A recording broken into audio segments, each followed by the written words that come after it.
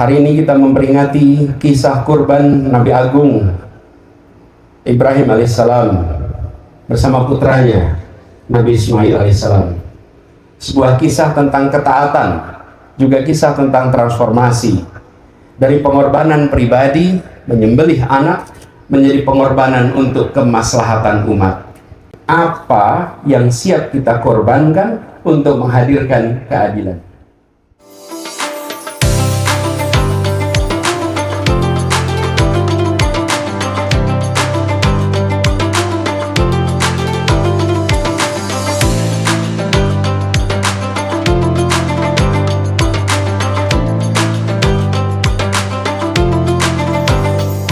Assalamualaikum warahmatullahi wabarakatuh. Allahu Akbar, Allahu Akbar, Allahu Akbar, Allahu Akbar, Allahu Akbar, Allahu Akbar, Allahu Akbar, Allahu Akbar, Allahu Akbar. La ilaha illallah wallahu akbar. Allahu akbar walillahil hamd. Allahu akbar kabira walhamdulillahi katsira wa subhanallahi bukratan wa asila. La ilaha illallah wa la na'budu illa iyyah mukhlisina lahuddin walau karihal kafirun walau karihal munafiqun walau karihal musyrikun. La ilaha illallah wahdah sadaqa wa'dah wa nasara 'abdah wa azza jandahu wa hazamal ahzaba wahdah. La ilaha illallah wallahu akbar. Allahu akbar walillahil hamd. Alhamdulillah, alhamdulillahilladzi arsala rasulahu bil huda wa dinil haqq liyudhhirahu 'ala dini kullihi wa kafa billahi shahida. Asyhadu an la ilaha illallah wa asyhadu anna Muhammadan abduhu wa rasuluh. Allahumma shalli wa sallim wa barik ala sayyidina Muhammad wa ala alihi wa ashabihi ajma'in. Ittaqullaha haqqa tuqatih wa la tamutunna illa wa antum muslimun. A'udzu billahi minasy syaithanir rajim. Bismillahirrahmanirrahim. Inna a'tainakal kautsar fasholli lirabbika wanhar. Fasholli lirabbika wanhar. Fasholli lirabbika wanhar. Inna sani'aka huwal abtar. Amma ba'du. Ma'asyiral muslimin rahimakumullah. Wabil khusus yang kami hormati seluruh jajaran pembina Yayasan Pendidikan Islam Al-Azhar, Ketua Umum Profesor Dr. Zulia Sidiki, pengawas Bapak Dr. Insinyur Ahmad Husin Lubis dan seluruh jajaran pengurus Yayasan Pendidikan Islam Al-Azhar dan Takmir Masjid Agung Al-Azhar, Bapak Dr. Fuad Bawazir dan seluruh jajaran, serta seluruh jamaah sholat Idul Adha di Masjid Agung Al-Azhar yang insya Allah dimuliakan Allah. Hari ini kita berkumpul merayakan Idul Adha, hari raya kurban yang mengajarkan kita tentang ketundukan kepada Allah, tentang kepedulian kepada sesama. Di saat yang sama, pada saat kita menunaikan sholat Id ini, jutaan jemaah haji sedang menjalankan rukun haji di tanah suci. Mereka berdiri di Arafah, bermalam di Musdalifah, dan melempar jumrah di Mina. Semuanya dalam kesetaraan mutlak di hadapan Allah.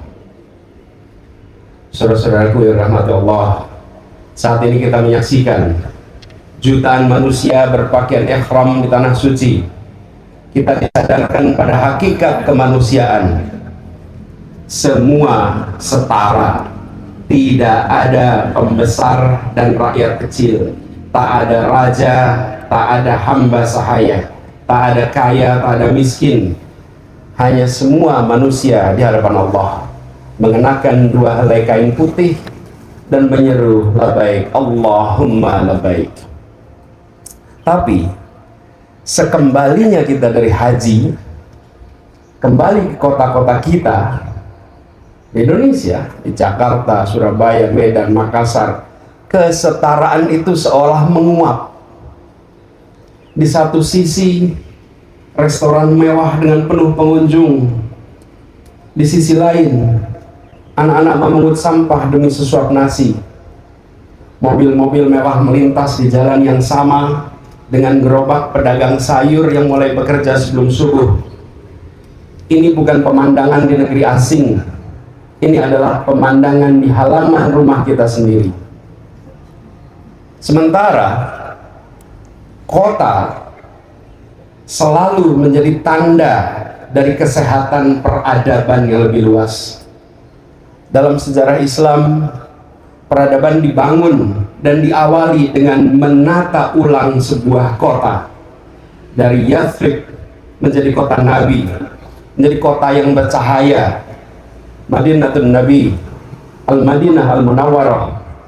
Bahkan seorang cendekiawan Muslim yang amat tersohor, Al-Farabi, menyebutkan tingkat peradaban itu bisa dilihat dengan bagaimana kota ditata dan bagaimana kota mencerminkan masyarakatnya. Bahkan istilah politik, Ma'asyiral muslimin rahimakumullah, yang kita kenal hari ini berangkat dari istilah yang digunakan oleh orang-orang Yunani untuk menggambarkan bagaimana mengelola kota. Kota yang ditata dengan baik, dengan menghadirkan kebaikan dan keadilan, adalah tanda peradaban yang sehat. Sebaliknya, kota yang ditandai dengan ketidakadilan itu adalah penanda sebuah masyarakat yang sakit. Dan Islam tumbuh besar ketika Nabi besar Muhammad SAW memimpin dari sebuah kota. Islam adalah agama yang tumbuh besar di kota, dan di kota itulah peradaban Islam dibangun dan menjadi rujukan hingga kini. Ma'asyiral muslimin yang dimuliakan Allah, Allahu Akbar, Allahu Akbar, Allahu Akbar, Allahu Akbar, walillahil hamd. Hari ini kita memperingati kisah kurban Nabi Agung Ibrahim alaihissalam bersama putranya Nabi Ismail alaihissalam. Sebuah kisah tentang ketaatan, juga kisah tentang transformasi dari pengorbanan pribadi menyembelih anak menjadi pengorbanan untuk kemaslahatan umat. Di tengah kota-kota kita sekarang, kesenjangan yang terjadi bukan karena takdir, melainkan hasil dari sistem yang dibiarkan berjalan tanpa dikoreksi. Kita belajar dari Khalifah Umar bin Khattab yang pada saat paceklik tak hanya memberi bantuan, tak hanya memberi santunan, tapi juga mengubah aturan. Tanah yang terlantar diambil dan diberikan kepada yang mau menggarap. Bila ada tanah lebih dari 3 tahun tidak dikelola, ambil alih, berikan kepada yang mau mengerjakan. Mungkin itu adalah reformasi agraria pertama dalam sejarah Islam. Dan itu contoh nyata yang disebut sebagai rekayasa struktural untuk keadilan. Sebagaimana yang dipesankan dalam Al-Quran bahwa harta tidak hanya beredar di antara orang-orang kaya saja. Giliran kita sekarang bertanya, apa yang siap kita korbankan untuk menghadirkan keadilan? Bagi para pemimpin, bagi mereka yang hari ini berada di pemerintahan, kurban bisa berupa keberanian untuk menetapkan kebijakan yang berpihak pada seluruh rakyat, meski mungkin menghadapi resistensi dari sebagian elit. Bagi yang punya kelebihan harta, kurban bisa berupa investasi sosial, seperti membangun sekolah komunitas, menyediakan akses air bersih, atau menciptakan lapangan pekerjaan. Dan bagi yang tidak memiliki kelapangan materi dan tidak punya kewenangan, kurban bisa berupa waktu, bisa berupa keahlian, mengajar anak-anak di lingkungan, memberikan praktek medis gratis, membimbing UMKM, mengorganisir komunitas belajar orang dewasa. Kita semua sesungguhnya memiliki bekal yang bisa dikorbankan sesuai dengan kemampuan untuk menghadirkan kemaslahatan keadilan bagi semua. Inilah gerakan politik. Dan sesungguhnya ketidakadilan adalah bagian dari kemungkaran. Rasulullah SAW bersabda, siapa yang melihat kemungkaran ubahlah dengan tangan, lalu jika tidak mampu maka dengan lisan, dan jika tidak mampu maka dengan hati, dan itu selemah-lemahnya iman. Maka jangan tunggu, karena sering perubahan itu datangnya dari gotong royong yang memilih untuk bertindak. Seperti pesannya yang tadi juga disampaikan oleh Prof. Jimli, khairun nas anfa'uhum linnas, sebaik-baiknya manusia dan paling bermanfaat bagi sesama. Allahu Akbar, Allahu Akbar, Allahu Akbar, Allahu Akbar, walillahil hamd. Saudara-saudaraku yang rahmati Allah, di abad ke-14 ada seorang cendekiawan muslim yang amat terkenal dan menjadi rujukan hingga sekarang. Namanya Ibnu Khaldun. Dalam sebuah karyanya yang legendaris, kitab Muqaddimah, Ibnu Khaldun menulis bahwa ketidakadilan akan menghancurkan peradaban.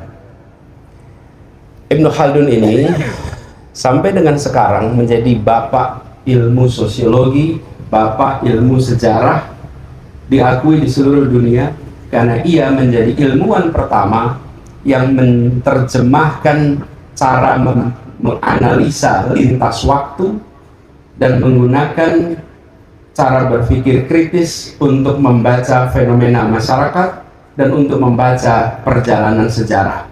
Karena itulah Ibnu Khaldun diakui sampai sekarang sebagai rujukan.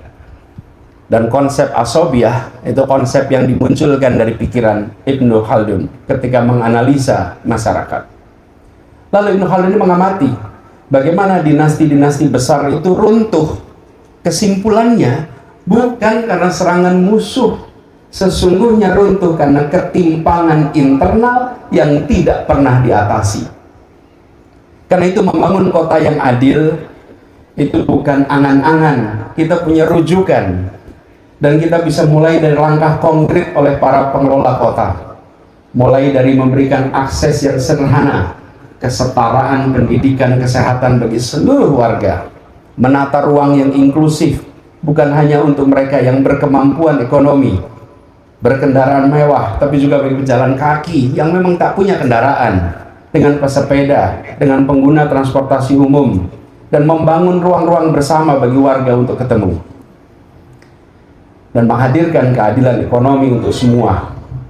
Ini semua hanya bisa terwujud bila para pemimpin kota dan warganya berjalan seiring. Maka kita doakan agar para pemimpin-pemimpin kita, khususnya pemimpin kota, mampu menghadirkan keadilan dan mempermudah urusan warganya.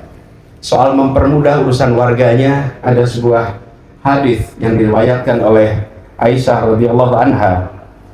Ya Allah, siapa yang mengurus urusan umatku lalu ia menyusahkan mereka, maka susahkanlah ia. Dan siapa yang mengurus urusan umatku dan memudahkan mereka, maka mudahkanlah ia. Ini pesan untuk yang sedang pegang kewenangan. Allahu Akbar, Allahu Akbar, Allahu Akbar, Allahu Akbar, walillahil hamd. Ma'asyiral muslimin rahimakumullah. Hari ini di Idul Adha yang mulia ini, mari kita sama-sama nanti pulang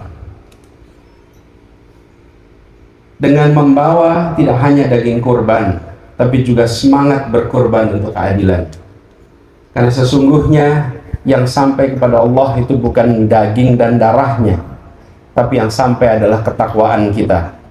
Dan ketakwaan yang dimaksud itu bukan hanya ketaatan ritual, tapi juga kepekaan sosial.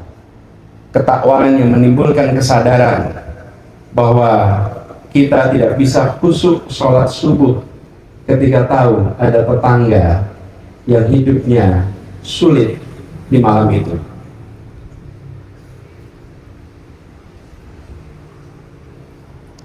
Ketakwaan seperti ini memantik kegelisahan kita bila melihat anak-anak kaum tak punya terpaksa mengamen di perempatan, sementara anak kita bisa sekolah di tempat-tempat yang terbaik. Kita beruntung berada di tempat ini, salah satu institusi pendidikan terbaik, pendidikan Islam yang menjadi rujukan. Dan begitu banyak orang tua yang dulunya sudah berhasil dinaik kelaskan, kini bisa mengirimkan anaknya ke sekolah-sekolah pendidikan Islam terbaik seperti Al-Azhar ini. Kini saatnya kita mulai memikirkan apa yang kita bisa kerjakan. Saudara-saudaraku yang cinta Allah, Idul Adha mengajarkan kita bahwa kurban sejati adalah melepas sesuatu yang kita cintai untuk yang lebih dicintai Allah, sebagaimana Nabi Ibrahim alaihissalam melakukannya. Apa yang lebih cinta Allah? Tegaknya keadilan dan kesejahteraan bagi bersama. Karena itu, mari kita jadikan Idul Adha tahun ini sebagai momentum untuk memulai kembali. Mulai dari lingkungan terdekat kita, mulai dari hal-hal kecil yang bisa kita lakukan. Karena perubahan besar selalu dimulai dari langkah-langkah kecil yang dikerjakan secara konsisten. Dan ingat, tempat yang kita tinggali, kota-kota yang kita tinggali adalah amanah sekaligus ladang amal. Kelak di akhirat kita akan ditanya, apa yang telah kita lakukan untuk saudaramu yang tertindas? Apa yang telah kita korbankan untuk mewujudkan keadilan? Semoga Allah SWT memberi kita kekuatan untuk menjadi bagian dari solusi keadilan. Semoga kurban kita diterima, dan semoga kota-kota kita menjadi saksi keadilan yang kita tegakkan bersama. Mari kita akhiri khutbah ini dengan mengangkat tangan dan menundukkan hati, karena pada akhirnya di tengah segala ikhtiar ketidakberdayaan, hanya kepada Allah kita kembali. Hanya kepada Allah kita menjadikan tempat bersandar dan tempat doa bermuara. A'udzubillahi minasyaitonirrajim. Bismillahirrahmanirrahim. Innallaha wa malaikatahu yusholluna 'alan nabi. Ya ayyuhalladzina amanu shallu 'alaihi wa sallimu taslima. Allahumma shalli 'ala sayyidina Muhammad wa 'ala ali sayyidina Muhammad. Allahumma ighfir lil muslimina wal muslimat wal mu'minina wal mu'minat al-ahya'i minhum wal amwat. Allahumma arinal haqqa haqqan warzuqna ittiba'ah wa arinal batila batilan warzuqna tinabah. Ya Allah, ya Rahman, ya Rahim, ya Malikul Muluk, Tuhan yang maha adil, yang maha mengatur seluruh urusan negeri dan umat manusia. Pada hari yang mulia ini, kami hadir di hadapan-Mu mengadukan luka-luka yang belum sembuh di tanah air kami, bahwa kejujuran kerap disingkirkan, kompetensi dikalahkan oleh koreksi, dan kemiskinan diwariskan dari generasi ke generasi karena sistem yang enggan dibenahi. Kami sadar keadilan dan kesetaraan bukan sekedar hasil niat baik, tapi buah dari keberanian untuk menyentuh akar yang lebih dalam, yang kadang menyakitkan, yang sering tersembunyi di balik kebiasaan dan kenyamanan. Dalam kesadaran itulah kami berserah kepadamu ya Allah, memohon perlindungan dan petunjuk agar tak hanyut dalam keputusasaan. Ya Hakim, ya Basir, yang maha bijaksana, yang maha melihat yang tampak maupun yang tersembunyi di dalam hati manusia, tuntunlah hati kami agar tidak beku di hadapan derita sesama. Lembutkan hati kami agar tak terbiasa memalingkan wajah dari kezaliman di sekitar kami. Bukakan hati nurani kami, agar kami tak sekedar tertegun menyaksikan ketimpangan, tapi punya keberanian untuk mendekat, untuk memahami dan bertindak dengan kemampuan yang kami miliki. Ya Hadi, Ya Nur, cahaya langit dan bumi yang menyalakan terang dalam setiap langkah kami, terangi akal dan nurani kami, agar kami tak hanya jadi penonton yang menyimpan simpati di tengah gelapnya nestapa. Tumbuhkan tekad kami untuk menolong yang lemah, membela yang terpinggirkan, memperjuangkan keadilan sebagai laku hidup kami. Kuatkan kami agar kami tak hanya mengutuk kegelapan, tapi mampu menyulut cahaya, meski kecil, meski satu. Ya Aziz, Ya Qawi, yang maha kuat, yang maha menanamkan keberanian dalam jiwa-jiwa yang gentar. Bila langkah kami goyah, kuatkanlah ya Allah. Bila kami surut, kobarkanlah ya Allah. Bila kami bergetar, bila kami gemetar, teguhkanlah kami ya Allah.